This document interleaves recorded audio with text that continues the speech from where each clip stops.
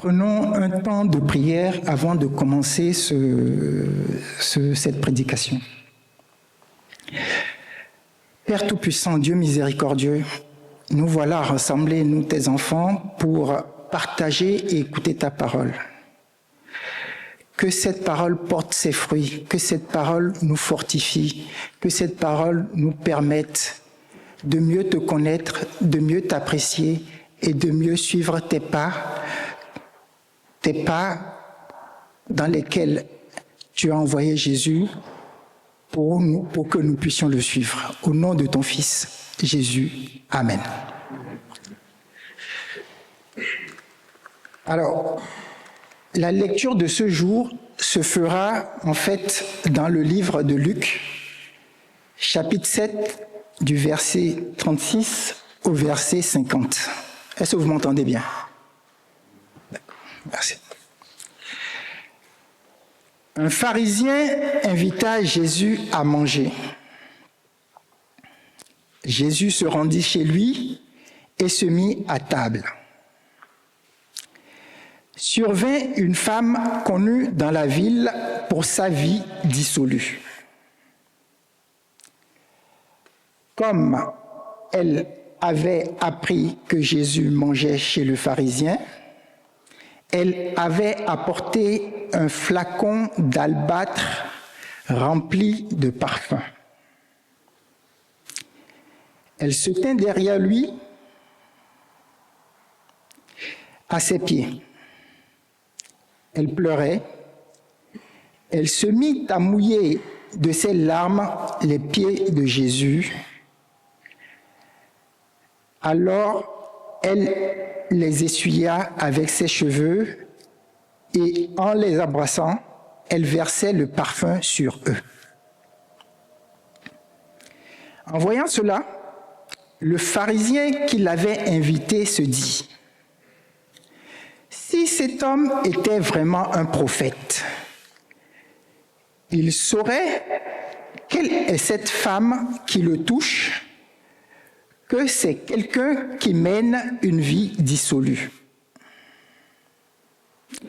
Alors Jésus lui répondit à haute voix: Simon, j'ai quelque chose à te dire. Simon répondit: oui, maître. Parle. Il était une fois un prêteur à qui 2 hommes devaient de l'argent. Le premier devait 500 pièces d'argent, le second 50. Comme ni l'un ni l'autre n'avaient de quoi rembourser leurs dettes, il fit cadeau à tous 2 de ce qu'ils lui devaient.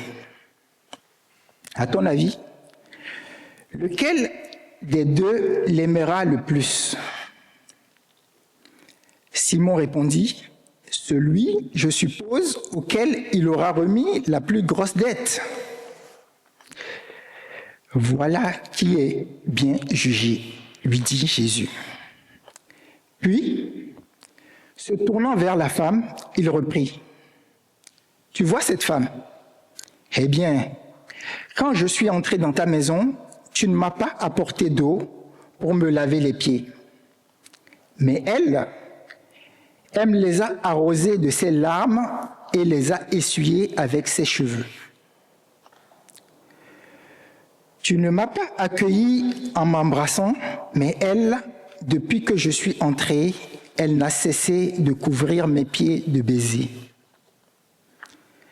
Tu n'as pas versé d'huile parfumée sur ma tête, mais elle a versé du parfum sur mes pieds. C'est pourquoi, je te le dis, ses nombreux péchés lui ont été pardonnés.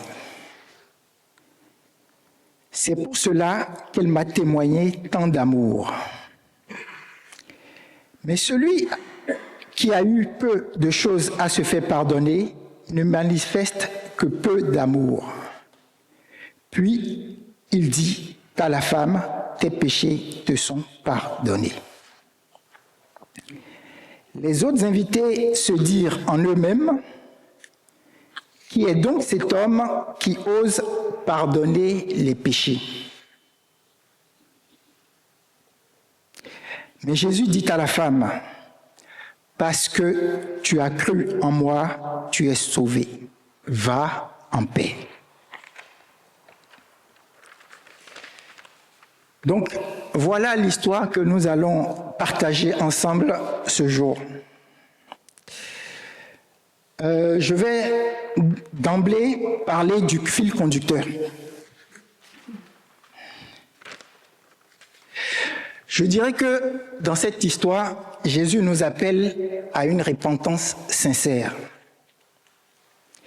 Il nous appelle à l'honorer avec amour et à répandre autour de nous la bonne odeur de notre attachement à lui. Donc voilà quel sera le fil conducteur. Lorsque on m'a proposé ce test et que je l'ai lu une fois, deux fois, j'ai eu deux images qui sont venues à mon esprit. La première image, c'est celle du bon parfum. Et la deuxième image, c'est celle des comédiens qui pleurent au cinéma. Ces deux images sont différentes en apparence, mais nous aident pourtant à entrer dans la profondeur de cette scène. D'un côté, nous avons un parfum qui transforme l'atmosphère. De l'autre, nous avons des larmes. Les larmes peuvent être jouées au cinéma, mais les larmes peuvent aussi jaillir d'un cœur sincère. Et c'est de ces larmes qui jaillissent d'un cœur sincère dont nous allons parler. Je reviens sur les parfums. Moi, j'aime beaucoup les parfums et j'aime surtout les parfums à base de rose. Les parfums apportent du bien-être. Ils créent une ambiance agréable et aident parfois à masquer les mauvaises odeurs. Personnellement, j'aime les bonnes odeurs. Un bon parfum transforme l'atmosphère et nous permet de nous sentir bien là où nous sommes. Eh bien, c'est précisément ce que cette femme va apporter dans cet endroit. Elle va apporter une très belle odeur et cette odeur va se répandre autour d'elle. À travers ce geste, elle va honorer Jésus et manifester son amour pour Jésus. Donc, nous ici présents, la première question qu'on peut se poser, c'est quel est le sens profond de ce geste que va faire cette femme? À quoi nous encourage ce geste dans notre relation avec Jésus? Donc ça, c'est notre première question. La deuxième question, c'est, comme je vous l'ai dit, à propos des comédiens. Vous connaissez l'image de personnes capables de pleurer sur commande? Moi, je pense notamment aux comédiens au cinéma. Au théâtre comme au cinéma, des actrices peuvent se mettre à pleurer lorsque la scène l'exige. Elles le font parfois si bien que lorsqu'on se dit que c'est réel, elles peuvent même gagner des Oscars avec. Elles versent de vraies larmes, mais elles sont payées pour le faire. Ici, nous sommes face à une réalité différente. Cette femme, qui a une vie dissolue, on l'a dit, la pécheresse, va apporter à Jésus un parfum de très grande valeur. Ces pleurs sont ces chaudes larmes que l'on verse par reconnaissance. Ce sont des pleurs qu'on verse par amour parce qu'elle a reçu un cadeau immense. Ce sont des pleurs spontanées qui sortent des entrailles par amour ou parfois par chagrin.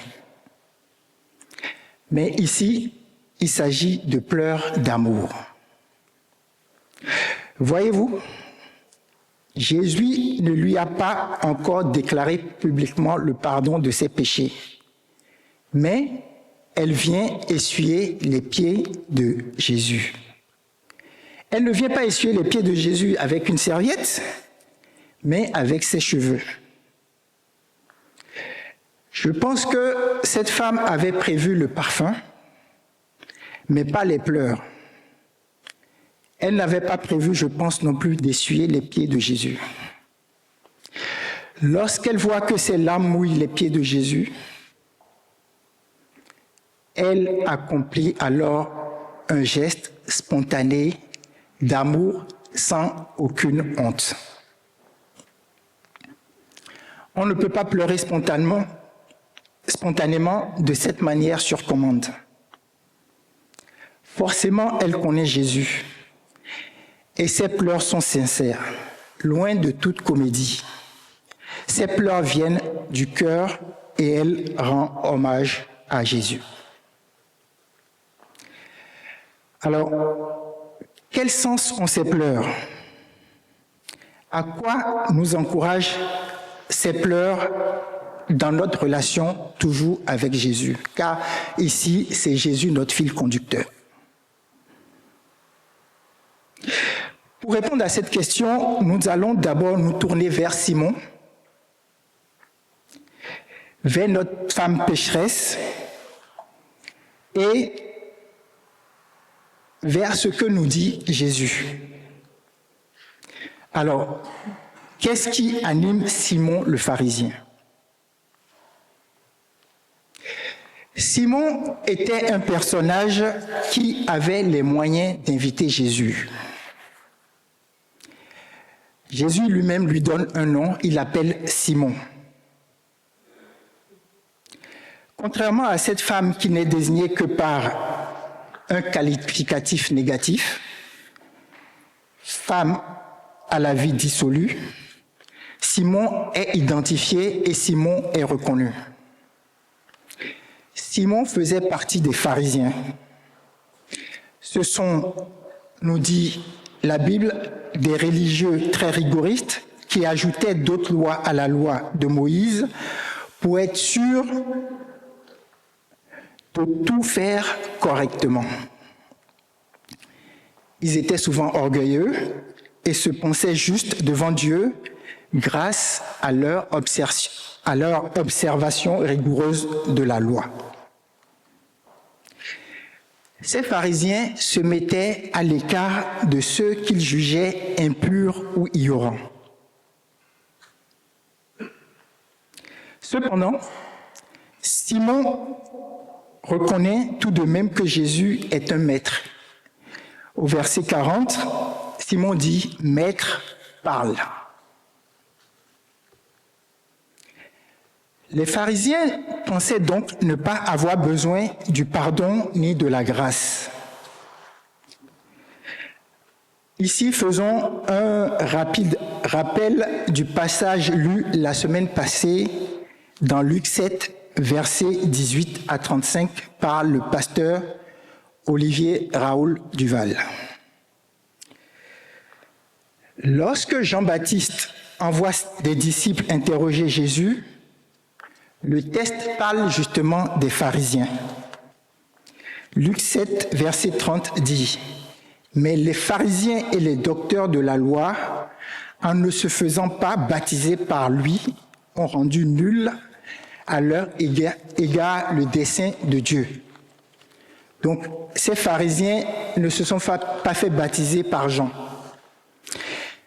Ainsi, Jésus accepte l'invitation d'une personne dont il sait que le dessein de Dieu à son égard a été rendu nul. Alors, pourquoi Jésus accepte-t-il cette invitation? Il le dit dans l'évangile toujours selon Luc, verset 19, chapitre 19, verset 10, « Car le Fils de l'homme est venu chercher et sauver ce qui est perdu. » Il le déclare lorsqu'il parle de Zachée, et l'on peut lire en Luc 19, verset 6, « Zachée se hâta de descendre et le reçut avec joie. » À partir de là, nous pouvons comparer l'attitude de Zachée avec celle de Simon le pharisien. Donc Simon a invité Jésus, mais il sait que Jésus sera chez lui sur son terrain. Il y a eu la Coupe du Monde là, donc pour faire une petite analogie footballistique, on dira que Simon pense jouer un match à domicile. C'est beaucoup plus facile. Il a des supporters. Il pense jouer donc un match à domicile à guichet ouvert. À cette époque, on pouvait inviter chez soi un rabbin et le repas avait une dimension publique. Des personnes pouvaient y assister.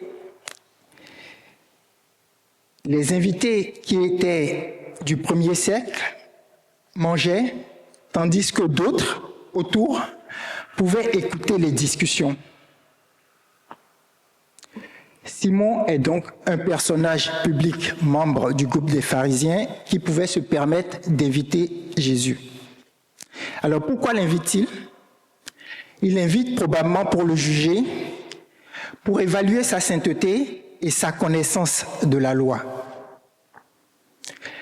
Donc pour lui, un prophète doit savoir reconnaître une femme à la vie dissolue. Un prophète ne doit pas accepter d'être touché par une telle femme.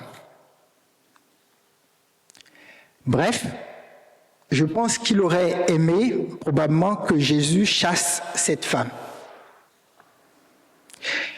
Pour mieux comprendre la scène, rappelons qu'à l'époque, on s'étendait sur des sofas disposés autour de 3 côtés de la table. Le 4e restant libre pour permettre le service à table. On s'allongeait sur le côté gauche, le coude appuyé sur la table et l'on se servait uniquement de la main droite. Donc, les pieds de ceux qui étaient à table étaient orientés vers l'extérieur pour des raisons d'hygiène et de pureté. Le verset 38 du texte que nous avons lu nous dit « Elle se tint derrière lui ». Donc, vous comprenez aisément comment la femme à la vie dissolue pouvait accéder aux pieds de Jésus, y verser le parfum et les essuyer avec ses cheveux. Autour de ce cercle de personnes, d'autres pouvaient assister publiquement aux discussions, créant ainsi une forme de divertissement où les gens écoutaient des débats et des échanges. Ainsi donc, dès le départ, Simon a un cœur tourné vers l'adversité. Il voulait confronter Jésus. Pourtant, Jésus vient pour le sauver. Et Jésus vient chaque fois pour nous sauver. Maintenant, nous avons parlé de Simon. Parlons de cette femme pécheresse. Qu'est-ce qui anime cette femme pécheresse ? On la qualifie de femme à la vie dissolue et certains disent pécheresse. Le mot est négatif. Au même titre que des mots comme cruel, lâche, trompeur, malhonnête, difficile, avide, grincheux, dur, impatient ou impulsif. C'est un mot très négatif.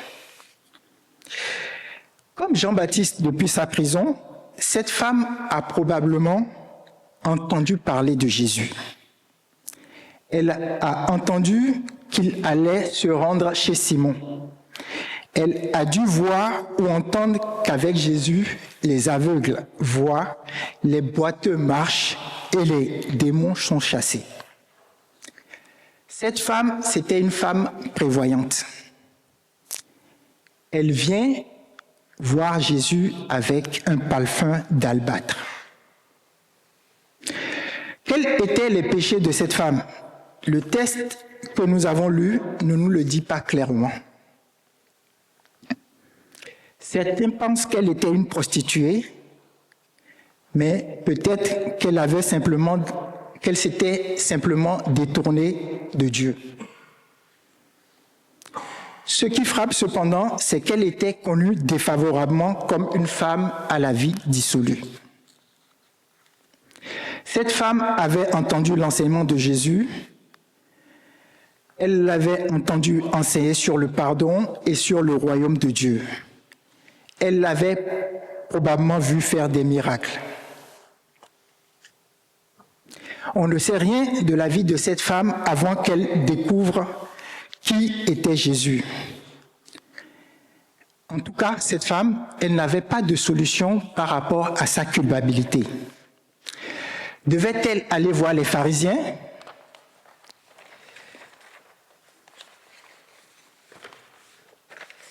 Non, certainement pas. Puisque l'on voit bien que ce n'est pas à Simon qu'elle essuie les pieds. D'ailleurs, les pharisiens avaient les règles strictes et ne pouvaient pas s'approcher de n'importe qui. Cette femme ne vient pas les mains vides, elle vient avec du parfum. Nous pouvons en déduire que malgré sa vie dissolue, elle n'est pas dépourvue de moyens puisqu'elle peut se procurer du parfum. L'albâtre était un objet beau et coûteux à cette époque. Elle pense au parfum, mais ne ramène pas de serviette ni d'objet pour essuyer les pieds de Jésus. Elle apporte ses pleurs et ses cheveux. Cet épisode nous rappelle le lavement des pieds de Jésus la veille de sa passion. C'est un geste d'extrême humilité, c'est un geste de respect et d'amour. Le fait d'essuyer les pieds du Christ peut, à certains égards, symboliser un effacement du passé. Elle abandonne son ancienne vie et recommence une nouvelle vie avec le Christ. Elle se détache de son passé et s'ouvre un avenir avec le Christ par ce lavement. Venir au Seigneur, c'est à la fois prévoir le parfum, le plus précieux, et accomplir avec son corps, son être et toute sa personne des gestes forts et extraordinaires pour lui. C'est donner à travers nos actes, chaque jour, notre amour à Jésus. Cela, en priant, en faisant des dons et en aimant notre prochain. Alors, nous avons parlé de Simon, nous avons parlé de cette femme pécheresse. Qu'est-ce que cette parabole, ce texte nous dit de Jésus et nous dit de nos cœurs? Le texte nous dit, le pharisien qui l'avait invité, voyant cela, dit en lui-même, si cet homme était prophète, il connaîtrait qui et de quelle espèce la femme qui le touche. Il connaîtrait que cette femme est une pécheresse.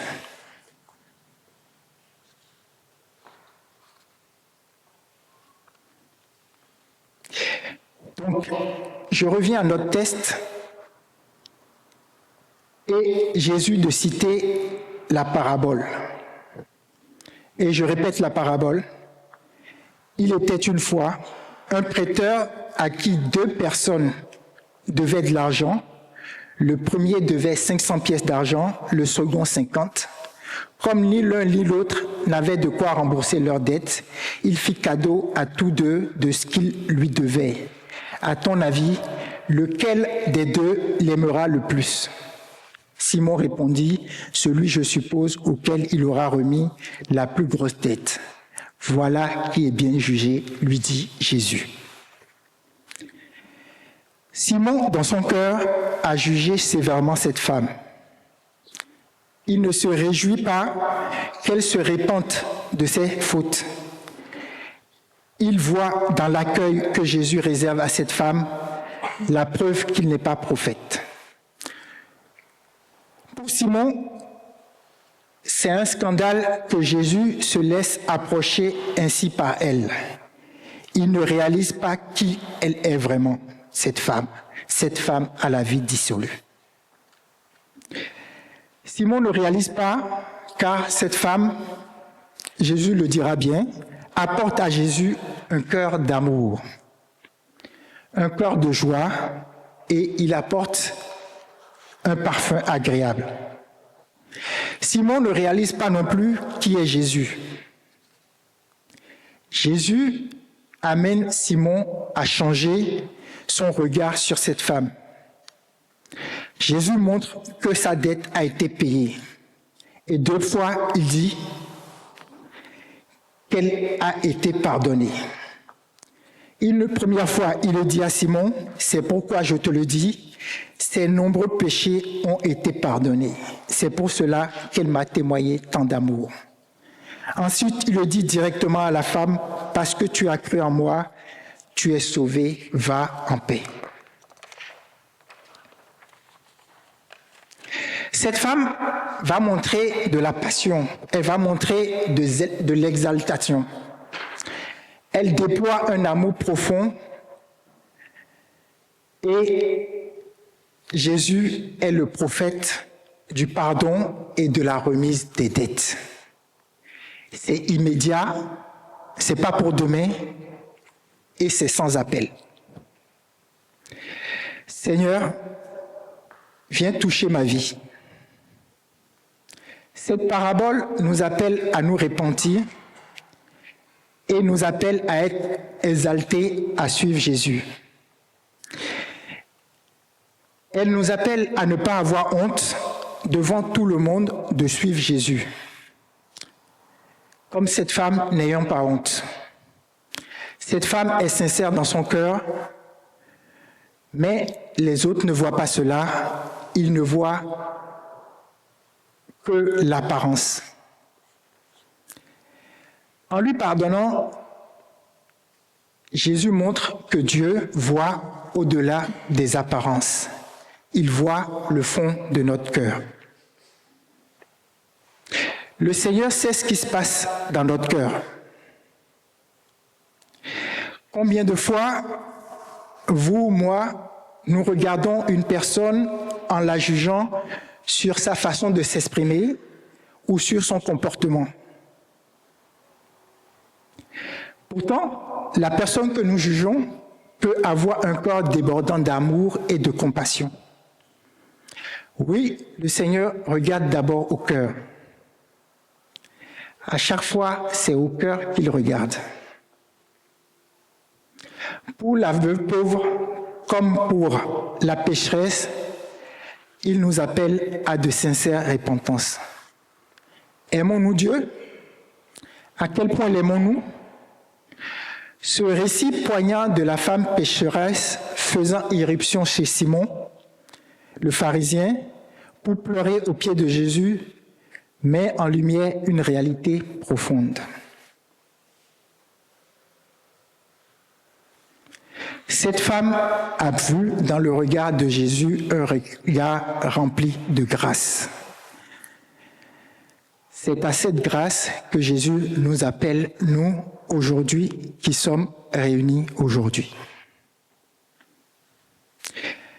À travers cette parabole, Jésus veut changer notre vision du monde et nous montrer que le péché est une dette. Tous les hommes sont débiteurs devant Dieu. Et ils ont ceci en commun, ils ne peuvent pas payer leur dette à Dieu. Dieu le leur remet gratuitement, pourvu que nous demandions cette grâce. Nous avons tous besoin d'être pardonnés au regard de Dieu. Le puissant message illustré à travers cette femme, c'est qu'il n'y a aucune dette qui ne puisse être pardonnée. Aucune dette que Dieu refuse de pardonner.